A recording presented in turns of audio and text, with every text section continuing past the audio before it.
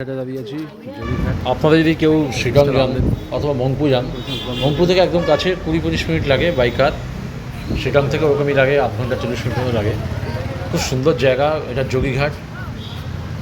এটা চারিদিকে পাহাড়, একটা নদী আছে, সুন্দর নদী, নদীর ধারে বসে আপনার টাইম কেটে যাবে। আপনার যোগীঘাট মংপুতে যাবেন, দারুণ লাগবে। মানে যদি আপনি 2 দিনের জন্য ছুটে যান কখনো শ্রীকাং বা রংপুর আশেপাশে কালিম্পংয়ের কোনো শহরে, ওখান থেকে কিন্তু আপনারা আরামসে যোগীঘাটে আসতে পারেন। দারুণ লাগবে, চারিদিকে অসাধারণ প্রাকৃতিক দৃশ্য, ভাবা যায় না। দেখতে থাকুন, আমার আরও ভিডিও আসবে। এই ভিডিওতে আমি আরও কিছু ভালো ভালো জায়গা দেবো, ছবি দেবো, ভিডিও দেবো, আপনারা দেখতে থাকুন।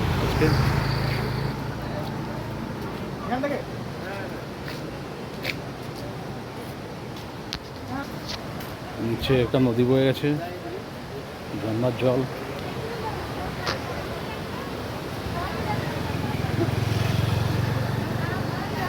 ভালো লাগবে। রামদেব এই ব্রিজটা ওপেনিং করেছিলেন, রামদেব বাবা।